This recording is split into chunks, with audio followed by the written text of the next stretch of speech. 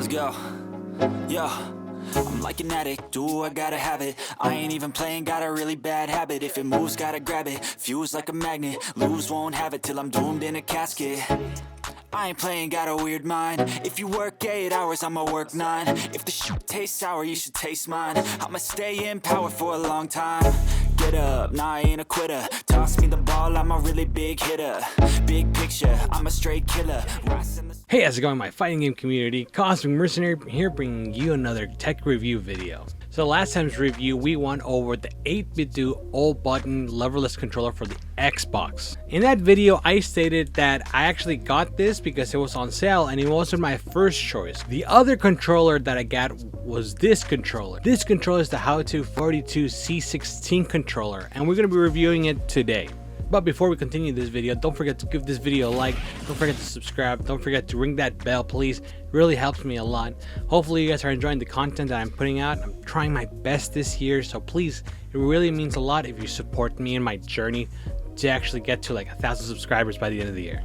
But let's not keep you waiting anymore. I know you're here for the tech review, so let's go. For the longest time, I was using the Mayflash F300 arcade stick, which I removed the arcade stick and installed a WASD setup. And eventually, I got this adapter from AliExpress of all places, and I was able to make it more of a hit style instead of a mixed box style. So that's what I was using for a while, actually, for like a good year after Evo, and it worked. Don't get me wrong, it worked. But the problem with the adapter from AliExpress was that the adapter part of the arcade stick wouldn't stay put. It wouldn't stay still. It would move around. I'd be going back and forth, moving around, pressing the buttons, and then it will move with it eventually. So eventually, instead of having the jump button at the bottom, it was like in the middle. So it wasn't working out. I needed to find a new solution. I needed to find a new controller. There was two things I was looking for a controller. One, that it was tournament legal, and two, that it was very customizable. Now, I love to customize my controllers. Like, everything about them, I need to be fitted to my liking. That's the only way I enjoy video games, is by having the controller be the controller that I want it to be. After searching, my journey led me to this controller, the HAUTE C16 controller from Sway. I'm really bad with names. Sorry if I mispronounced that. I didn't mean to. I'm just really bad with names as it is. Heck, I'm bad with grammar as it is. In the end of the day, though, the company doesn't matter, because there's a lot of companies that just basically bulk buys these and just sells them as their own individual company. You can find them from different companies. It's the same controller. As long as the C16, it's the same controller. I got this on Amazon. It was on sale for like 10% off, but that's just probably Amazon just incentive for 10% so you could buy it finally, because the algorithm has shown that you actually looked into the product. So it's like, hey, here's 10%, take it off our hands, you know. Whoa, please take it, oh, it's the same price. Yeah, I know, but they don't know that. But yeah, so this controller is actually compatible with a couple of systems. It's compatible with the PlayStation 4, PlayStation 3, PC, and the Switch. This controller is not wireless. It has to be plugged in, but a good thing about it is that there's two USB-C outputs, so you could be able to connect it on two places, one on the side and one on the top. So that's pretty good. It gives you options. You're not just doing the top one or doing the side one, right? And you're gonna have to have a specific cable. Like, no, you could do whichever one you like. So that's pretty good. That's a good option. On the side here, there's a USB-C port. That one's usually so you could put a booster USB. What does that mean? That means if you want to play on PlayStation 5 or Xbox Series X or S, they sell individual boosters, basically upgrades, that you stick that to the side and they will be compatible with the system. Those are usually run you $50, maybe 60, 70 bucks, something like that, depending on which console, specifically more the newer consoles. So in the future, I'm guessing if you still have this controller and the PlayStation 7 came out, or 6 or whatever is next, right? They'll probably just make a USB and then make it compatible with it, right? So that's pretty cool that we have it on the side. It doesn't come with the controller, but it's there if you need it. There's also some other adapters you could use with it. Brook is one of the adapters I go to personally. There's also Mayflash that does adapters. Mayflash doesn't have a PlayStation 5 adapter yet. I don't know why it's taken them that long. But, you know, you don't say nothing about me, I say nothing about you. You know what I mean? Like the 8-bit controller, this controller uses keyboard switches. So if you don't like the switches, you could take them out and customize it and put your own switches on there. So that's pretty good. The buttons, though, are a little bit smaller than your usual arcade stick buttons. So if you're coming from arcade stick to this stick, your memory will be a little bit off, but it's not that big of a deal. You'll eventually get used to it. This controller has RGB, so if it doesn't have RGB, then it ain't gamer. If it ain't RGB, not gaming. Gotta go have RGB everything on my hair.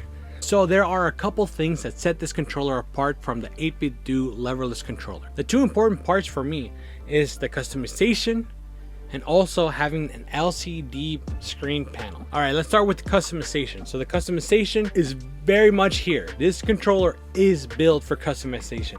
If you guys didn't see or didn't notice, this controller has a acrylic plate on top that's holded by magnetic points, which you'll be able to easily just press a button behind and take it off. And you'll be able to take off the whole thing and it just comes right off. And you'll be able to put your own customization background onto your controller very easily. This controller doesn't only come with this background, it comes with several other backgrounds that you could choose from, including blank backgrounds in which they're just completely white, and you'll be able to draw yourself or have someone else draw some custom art for you to make it extra personalized to you. So that way, if you want to change your art or customize, it doesn't have to be that much of a permanent thing. Very easy to change back and forth, and that's pretty good, especially if you're changing characters or changing games a lot, similar to me. I like to play all of the fighting games, not just stick to one. Then this is a really good option for me and for you. One thing about this controller though, if you're going to do your own customization to this controller, is that you'll have to have a specific outline, like specifically there. You cannot hide mistakes into this controller. The circles have to be in the right place. That's one thing to keep in mind if you're going to do your own decal from like FedEx or like Staples. Have something like this, right? Then you're gonna have to have perfect circles. And this one right here is a different controller, right? Pretty good, pretty clean. I like it. But if we take off the buttons, you'll see that they're not the perfect circles. They're just hidden behind the buttons. You don't have that freedom with this controller. So those circles better be circles, or else you'll start seeing like it looks really bad. And then the second thing that's very important to me about this controller is the LCD screen on top. So this LCD screen is very important. I think everybody that wants to be competitive in a fighting game or is going to tournaments and going to Evo and Combo Breaker and all that stuff, right, needs to have an LCD screen on their controller. I think it's just a must-have. So what does the LCD screen do for you? Right, so the LCD screen tells you your button layouts. It responds to the press of a button, so it could tell you which button you're putting on. So in case you're thinking, oh, my controller is broken or one of the switches is not working, and you press the button and it's not being indicated that you're pressing the button on the LCD screen, then you should switch out the switch, so that's very useful. That's very handy, especially if you're at a tournament. You're gonna end up like Taquito or any of the big people, right, that are having problems mid-tournament, very important tournaments, and you can't tell which button is messed up because you don't have an LCD screen, right? Another thing about the LCD screen, it also shows you what setup you're in. So if you're playing on the Switch, it will tell you Switch. If you're playing on the PC, it's going to tell you Xbox because the PC configurations. If you're playing on the PlayStation 4, then it will tell you PlayStation 4, PlayStation 3, so on and so forth, right? And also, what it will indicate you is what SOCD setup you're using. So what is an MP3, OCD, LMFAO, whatever I said, right? No, it's SOCD. What is it, right? SOCD stands for something, right? From the top of my head, I can't remember. I should have looked it up.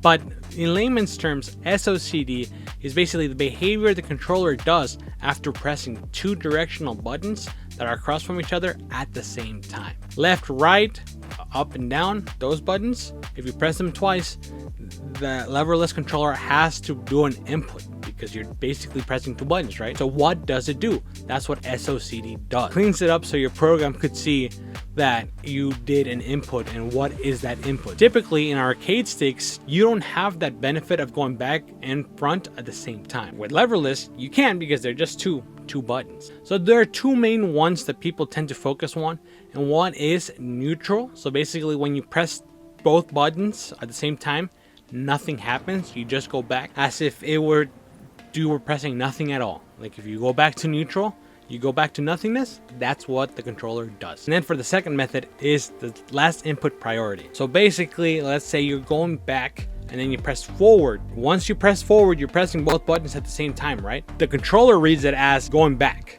So it does the last input you put in. Why is this very important? Well, because charge moves. Charge moves, if you do certain combinations, like for example, if you go forward then back, you're charging the move and you'll be able to successfully charge your move instantly, basically. Daigo Umehara, Mr. Moment 37 himself, was actually using this method in the beginning of Street Fighter 6. He was using a character Guile that is known for his charge moves, and he was basically doing his charge moves instantaneously. Capcom very quickly addressed the situation and declared that controllers that are leverless from now on can only do neutral inputs. Now that releases a whole other can of worms, but that's what Capcom decided to stick with, neutral inputs. That means if you press both buttons at the same time, nothing happens. And then all the other big tournaments decided to follow suit after that. So having the LCD screen telling you what input you're putting, it's very useful, specifically if you're accused of cheating or something. You can show them the LCD screen and then it'll be like, oh, okay, yeah, you're not cheating, you're just really good. So that LCD screen is also very important when you're just starting off. It tells you your inputs, so you'll be able to see what you're misinputting. Great example of this is when I do my streams. If you guys will watch my streams, I stream every Wednesday, Thursday, 6:30 p.m. Pacific Standard Time, right? And I'm playing Street Fighter. Some of my inputs are not coming out correctly, specifically in this moment. Wow, what happened? What? Dude, I hate the switches, bro. Why are you going back? Why are you going back? What's wrong with you, dude? What's wrong with you? I was nowhere near that back button. I was nowhere near that back button. Why didn't you go into the medium punch?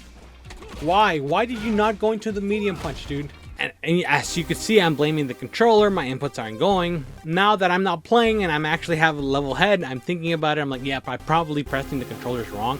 I'm probably pressing the buttons too fast. That is a thing. That is a thing. You can press the buttons too fast and nothing comes out. So that's probably what I'm doing, but I'm blaming the controller. All this would have been solved if I could just look at that LCD screen and see what specifically my inputs are coming out as on the controller. And then I wouldn't blame the controller. But because I don't have that, I blame the controller. So in the end of the day, do I recommend this controller? Well, if you're looking for a controller that has an LCD screen, if you're looking for a controller that's very easily customizable, right, in different customizations, and this is the controller for you, and this is the controller for me.